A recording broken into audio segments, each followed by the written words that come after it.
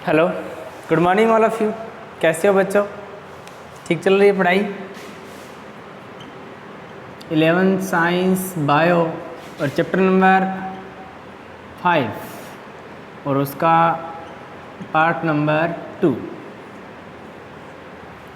5वां चैप्टर और उसका सेकंड पार्ट आज हम बनाने जा रहे हैं। तो इस पार्ट के अंदर हमें क्या पढ़ना है? कल हमने प्लांट की जनरल फीचर्स पढ़े कि प्लांट के दो भाग हो सकते हैं, एक ज़मीन के अंदर वाला और दूसरा ज़मीन के बाहर वाला। ज़मीन के अंदर का जो अंडरग्राउंड पोर्शन है हम उसको मूल तंत्र कहते हैं, और ज़मीन के बाहर वाले को क्या कहा था हमने? पररोह तंत्र कहा था। ये यहाँ से लेकर यहाँ तक जो नीचे वाला भाग है उसे हमने मूल तंत्र कहा था। ये ऊपर वाला पररोह तंत्र, इसे हमने सूट सिस्टम कहा था। पररोह तंत्र और मूल तंत्र में हमने डिवाइड किया था प्लांट को। अब हम उसके आगे एक एक करके पढ़ते हैं। अब जड़ है, तना है, पत्ती है, फल हैं, फूल हैं, वो बाहर से कैसे दिखते हैं, कितने टाइप के हो सकते हैं, क्या काम है उनका। क्योंकि हमें क्या पढ़नी है? बाह्य आकार की पढ़नी है ना, हमें मॉर्फोलॉजी पढ़नी है। और मॉर्फोलॉजी का कैसी मॉर्फोलॉजी पढ़नी है? एक्सटर्नल मॉर्फोलॉजी, यानी बाह्य आकारिकी। प्लांट के बाह्य आकारिकी के बारे में हमें पढ़ना है। और बाह्य आकारिकी में हम सबसे पहले कौन से अंग की बाह्य आकारिकी का अध्ययन करेंगे? मूल का। तो आज का हमारा जो टॉपिक है वो क्या है? मूल, या जड़ कह दें। मूल या जड़ एक ही चीज़ है, यानी रूट। इसके बारे में पढ़ना है कि जड़ क्या है, कितने प्रकार की होती है, क्या काम करती है, क्या जड़ के लक्षण हैं, किस प्रकार से अपने शरीर को बदल सकती है। हम उन्हीं चीज़ों के बारे में पढ़ेंगे। तो जड़ की परिभाषा देनी है सबसे पहले। तो हम कह सकते हैं कि प्लांट का भूमिगत भाग ही जड़ कहलाता है। और कहाँ से निकलती है मूल या जड़? हमेशा मूलांकुर से निकलती है। तो क्या परिभाषा हो जाएगी? मूलांकुर से निकलने वाला प्लांट का भूमिगत भाग, यानी वह भाग जमीन के अंदर जाता है, मूल कहलाता है।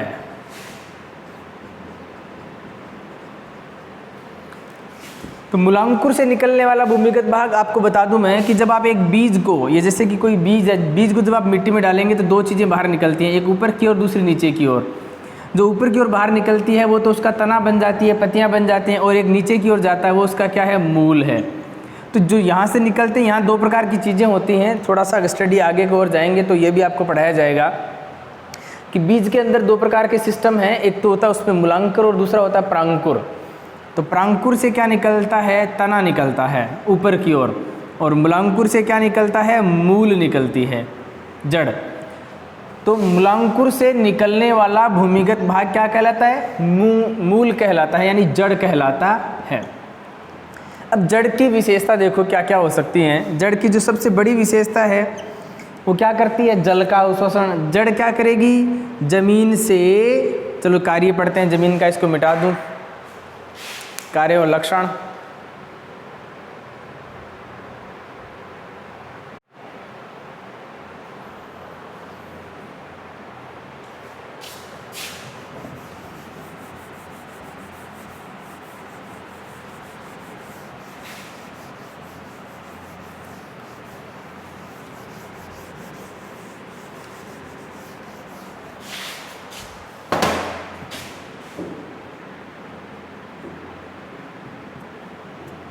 मूल के लक्षण कैसे पहचान करोगे कि ये पेड़ की जड़ है? वो जमीन के अंदर होनी चाहिए, लेकिन फिर भी उसके कुछ लक्षण होते हैं, हम उसके बारे में चर्चा करेंगे। पहला लक्षण, मूल हल्के भूरे रंग की होती है। लगभग सभी प्लांटों में हल्के भूरे रंग की होती है, ये बात आपको याद रखनी है। दूसरा पॉइंट, धनात्मक गुरुत्वानुवर्ती।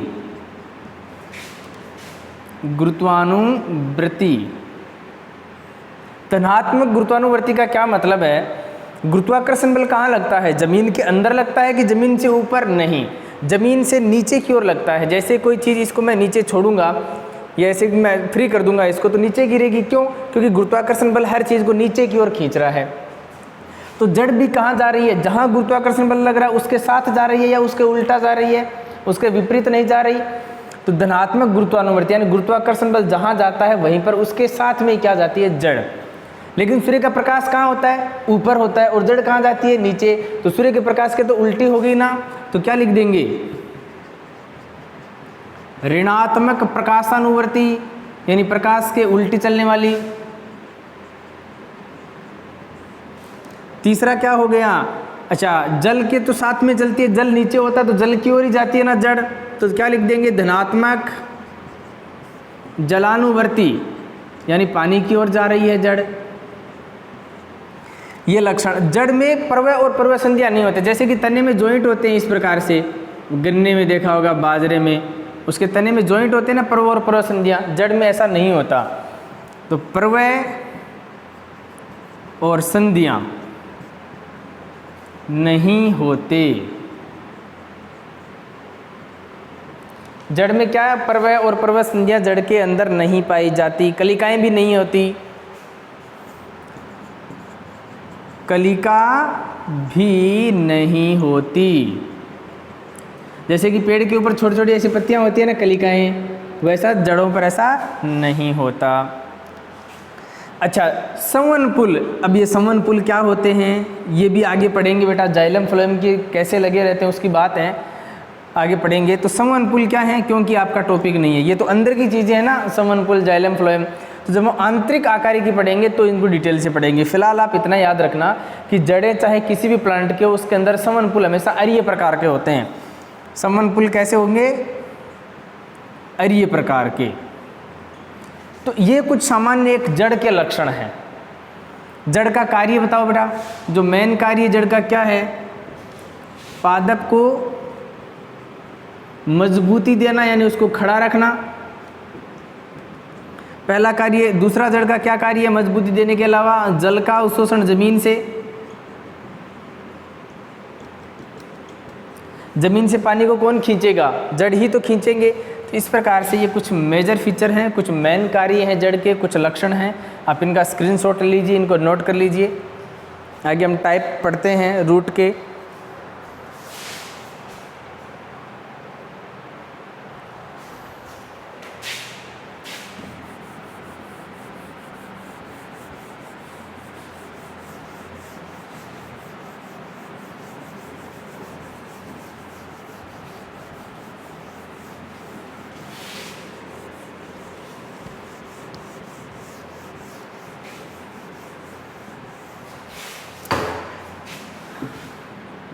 यानी जड़ या मूल के प्रकार।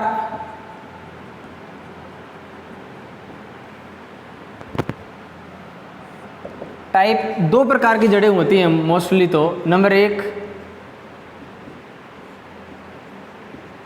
मुसला मूल और दूसरा मैं यहां लिख रहा हूं झकड़ा मूल। इस मूल का दूसरा नाम रेशेदार मूल भी है, इसे फाइब्रस रूट कहते हैं। मुसला मूल है, इसे टेप रूट कहते हैं। दो ही प्रकार की जड़ें पाई जाती हैं प्लांट में, एक मुसला मूल और दूसरी झकड़ा मूल है। मुसला मूल हमेशा मोटी होती है, मुसला मूल हमेशा मोटी होती है और उसमें से जड़ें निकलती रहती हैं, जैसे कि प्राथमिक, जैसे कि द्वितीयक, जैसे कि तृतीयक, इस प्रकार से जड़ें निकली रहती हैं। और इसमें क्या है, रेशेदार, बिल्कुल फाइब्रस होंगे, मोटी मूल नहीं होगी, बहुत संख्या में होंगी।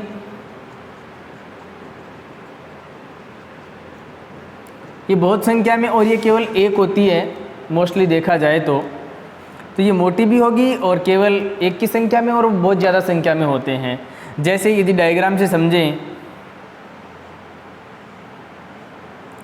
ये इस प्रकार की होगी, इस प्रकार से एक मोटी जड़ होगी, बाद में उससे छोटी छोटी जड़ें निकलती हैं। यहाँ वाली जो जड़ है ना, जैसे कि ये प्लांट है कोई ऊपर और ये ज़मीन का भाग है, तो इसमें जड़ें इस प्रकार से हैं, पतली पतली धागे जैसी। ऐसा किस में होता है, बाजरे में, मक्का में, गेहूं में, ऐसा ही होता है। तो ये कौन सी मुसला मूल हो गई और ये क्या होगी, अब इसमें ये जो मूल है ना, ये इसको प्राथमिक मूल कहेंगे, इसके दो भाग, ये इसका द्वितीयक, इससे आगे फट गई ये तृतीयक।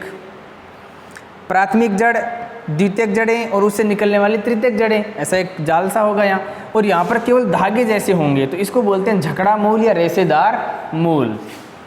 तो मूसला प्लांट में दो ही प्रकार की जड़ें, एक तो मूसला मूल और दूसरी झकड़ा मूल।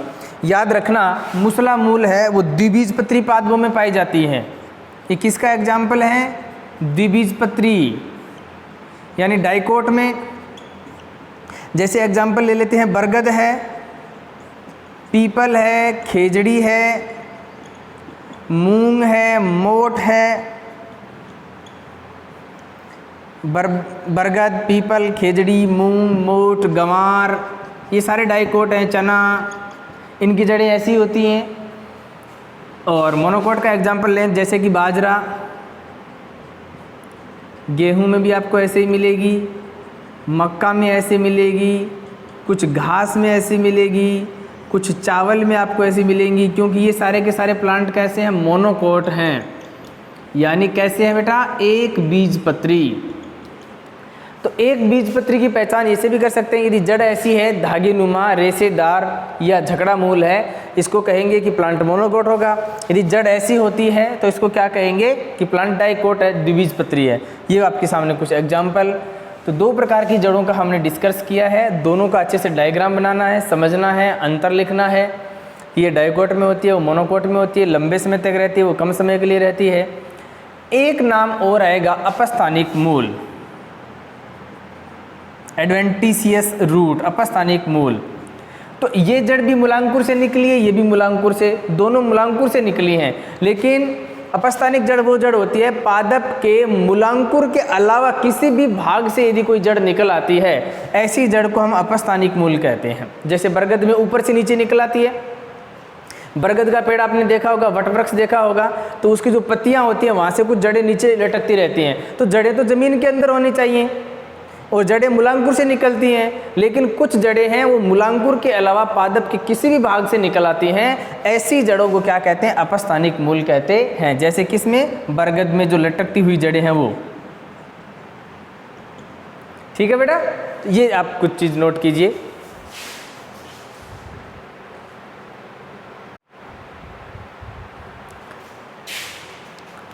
तो अब हम पढ़ते हैं मूल के क्षेत्र की, मूल के कौन कौन से नाम हो सकते हैं, क्या क्या मूल के भाग हैं।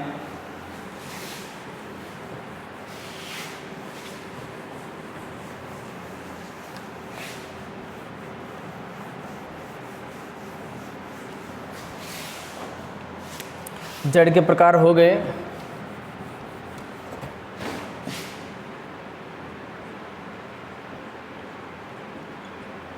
मूल के क्षेत्र। एक मूल के 5 भाग होते हैं, पहले डायग्राम से समझ लेते हैं इसको। ये जमीन के अंदर की जड़ है, जमीन के अंदर की जड़ है। ये वाला जो पोर्शन है इसका ढका हुआ सा रहता है, इसे मूल गोप कहते हैं, यानी रूट केप, इसे मूल गोप कहेंगे।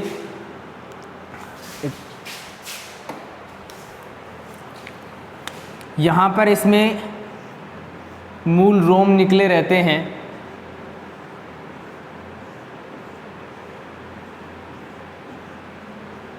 यानी छोटे छोटे मूल रोम होते हैं। तो इस क्षेत्र को अपन क्या कहेंगे?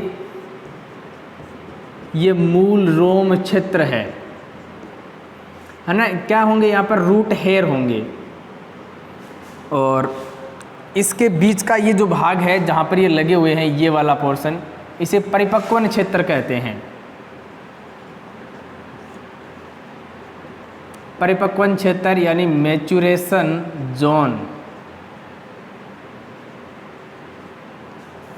ये मूल गोप क्षेत्र हो गया। इसके अंदर का ये जो वाला भाग है इसे कहते हैं विभजोतक क्षेत्र, जो लगातार वृद्धि करता है उसे विभजोतक क्षेत्र। Meristematic zone, meristematic zone. ये जो शेष भाग बच गया इसे कहते हैं दीर्घीकरण क्षेत्र।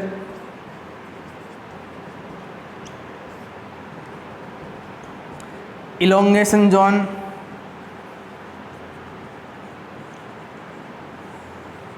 इसे दीर्घीकरण क्षेत्र कहेंगे। तो कितने क्षेत्र हो गए? मूल के जड़ में 5 भाग होते हैं। जमीन का यानी जड़ का सबसे वह भाग जो जमीन के अंदर जाता रहता है उस भाग को हम मूल गोप कहते हैं, यानी रूट टिप भी कह सकते हैं, रूट केप, जो जमीन में कंकड़ पत्थरों से जड़ की रक्षा करती है। इसके अंदर का भाग लगातार वृद्धि करता है इसलिए विभज्योतक क्षेत्र, ऊपर का बड़ा हो जाता है इसलिए दीर्घीकरण क्षेत्र, फिर परिपक्वन क्षेत्र और ये मूल रोम क्षेत्र। तो जड़, ये जो मूल रोम है यही जल का अवशोषण करती है। तो मूल के 5 क्षेत्र हो गए, यही आपको नाम लगा कर लिखना है, परिभाषा लिख देनी है। पहला कौन सा क्षेत्र हो गया? मूल गोप। दूसरा कौन सा हो गया? मूल गोप के ही अंदर है विभज्योतक क्षेत्र। तीसरा कौन सा हो गया? दीर्घीकरण क्षेत्र। और चौथा कौन सा हो गया? मूल रोम क्षेत्र। और 5वां कौन सा हो गया? परिपक्वन क्षेत्र। कई बार ये पूछा जाता है कि मूल रोम कौन से क्षेत्र में होते हैं, तो मूल रोम परिपक्वन क्षेत्र में होते हैं। ठीक है, तो तने की ओर कौन सा भाग है? परिपक्वन। और जमीन की गहराई में कौन सा है? मूल गोप क्षेत्र है। तो ये डायग्राम बनाएंगे और इसके ये भाग लिखेंगे और सबकी परिभाषा लिखनी है। मूल गोप, जड़ का सबसे शीर्ष भाग जो जमीन की गहराई में धंसता रहता है उसे मूल गोप कहते हैं, जो जड़ की कंकड़ पत्थरों से रक्षा करता है। दूसरा विभज्योतक क्षेत्र, इसके अंदर का भाग जो लगातार वृद्धि करता रहता है उसे विभज्योतक क्षेत्र या मेरिस्टेमेटिक जोन कहते हैं। उसके ऊपर का क्षेत्र जो वृद्धि करता है उसे दीर्घीकरण क्षेत्र या इलोंगेशन जोन कहते हैं। उसके ऊपर परिपक्वन क्षेत्र होता है जो पका होता है, एकदम ठोस हो जाता है, जो तने के पास रहता है। और मूल रोम क्षेत्र जो जल का अवशोषण करते हैं। तो ये भाग है ना, जड़ जल का अवशोषण नहीं करेंगे, जल का अवशोषण केवल मूल रोम करते हैं। नोट कीजिए बेटा इसको भी।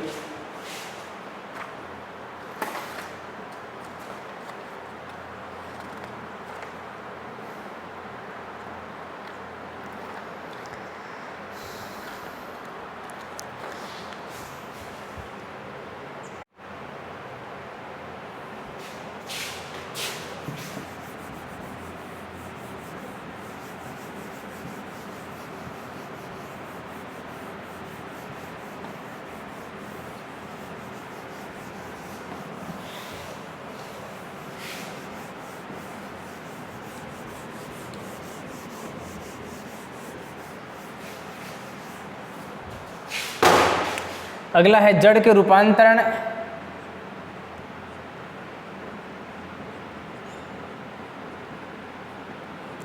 क्या कोई जड़ बदल सकती है? किसी कार्य को करने के लिए बदल सकती है। वो केवल और केवल किसके लिए? खाद्य पदार्थों के लिए। खाद्य पदार्थों के संग्रहण के लिए जड़ें अपने शरीर को बदल लेती हैं। खाद्य पदार्थों के संग्रहण के लिए जड़ें, खाद्य पदार्थों के संग्रहण के लिए जड़ें हैं वो अपने शरीर को बदल सकती हैं। जैसे कि बेटा गाजर, मूली, सलजम, चुकंदर, शकरकंद, ये क्या हैं? ये आप सबने खाए हैं, गाजर, मूली, सलजम, चुकंदर, शकरकंद, ये सारी की सारी चीज़ें जड़ें हैं। तो मूली का जो भाग आप सफ़ेद रंग का होता है वो खाते हैं, गाजर का लाल रंग का जो भाग है, चुकंदर का जो भाग हम खाते हैं वो क्या है? वो उसकी जड़ें हैं। वो जड़ें ऐसी कैसी हो गई? उन जड़ों ने भोज्य पदार्थों का संग्रहण किया। तो गाजर है वो इस प्रकार से हो गई, मूली है वो इस प्रकार से हो जाती है लगभग, सलजम आपने देखा है, चुकंदर है, शकरकंद है, और यहाँ तक कि हल्दी, हल्दी है ना, हल्दी की सब्जी बनाते हैं, वो भी क्या है? जड़ हैं। तो वो ऐसे क्यों हो गए? भोज्य पदार्थों का संग्रहण करने के लिए। तो जड़ें अपने शरीर को कब बदल सकती हैं? भोज्य पदार्थ या खाद्य पदार्थों को स्टॉक करने के लिए। तो बहुत बार कंपटीशन एग्जाम में पूछा जाता है कि निम्न में से कौन से पादप का खाने योग्य भाग जड़ है? तो गाजर जो खाते हैं वो जड़ है, मूली भी जड़ है, सलजम भी जड़ है, चुकंदर, शकरकंद और हल्दी, ये सारी बेटा क्या हैं? जड़ें हैं। इनका कौन सा भाग हम खाते हैं? जड़ खाते हैं। एक नाम और आएगा अरबी, इसकी भी क्या खाते हैं? हम जड़ खाते हैं। तो बहुत सारे प्लांट की जड़ें किसके लिए बदल जाती हैं? खाद्य पदार्थों के संग्रहण करने के लिए अपने शरीर के बदल लेती हैं, अपने आकार को बदल लेती हैं। अच्छा, कुछ जड़ें हैं वो सहारा प्रदान करने के लिए भी, सहारा प्रदान करने के लिए, तो जड़ें कब बदल सकती हैं? एक तो खाद्य पदार्थों के संग्रहण के लिए और दूसरा सहारा प्रदान करने के लिए, जैसे कि बरगद। बरगद में जो ऊपर से नीचे की जड़ आती हैं उन्हें अवस्तंभ मूल, अवस्तंभ मूल कहते हैं, यानी पॉप रूट कहेंगे उसे। वो उसको सहारा देती हैं। और आपने देखा होगा कि मक्का और बाजरा में भी जड़ें निकल आती हैं, जैसे कि मक्का और बाजरा का जो प्लांट है वो ऐसे ही होता है ना। तो ये नीचे तो इसमें बहुत सारी जड़ें, यहाँ से जड़ें निकल आती हैं, नीचे जाती हैं। ये भी जड़ें जो निकलती हैं ये सहारा देने के लिए निकलती हैं। तो इस प्रकार से सहारा देने के लिए भी जड़ें बदल सकती हैं और खाद्य पदार्थों के संग्रहण के लिए भी जड़ें बदल सकती हैं। इन्हें जटा मूले कहते हैं, जो ऐसे निकलती हैं। ठीक है, कुछ जड़ें हैं वो श्वसन के लिए भी, किसके लिए? कुछ जड़ें वो श्वसन के लिए, जैसे कि लवणीय पौधे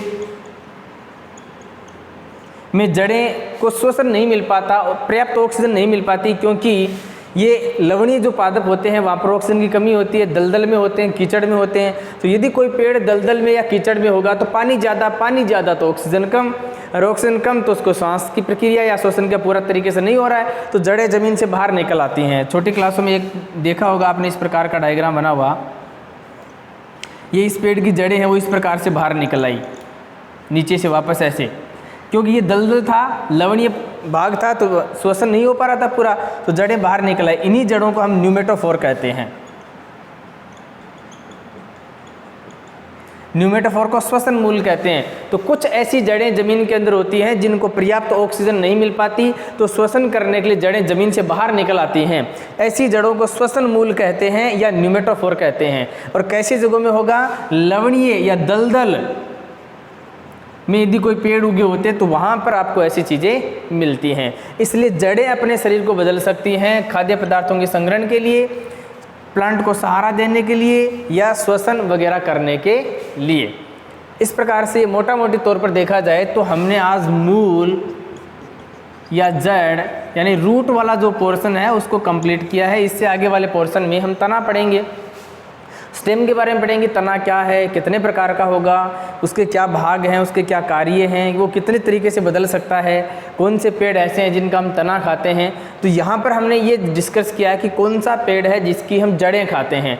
तो मोस्टली क्या याद रखोगे? गाजर, मूली, सलजम, चुकंदर, शकरकंद और हल्दी, ये ऐसे, और अरबी, ये ऐसे प्लांट हैं जिनका कौन सा भाग काम में लेता है मनुष्य, उनकी जड़ें काम में लेता है। ठीक है, तो अच्छे से पढ़ते रहिए, कंटिन्यू रहिए, बी पॉजिटिव और अच्छे से पढ़ाई कीजिए और नोट्स बनाइए। Thanks and best of luck.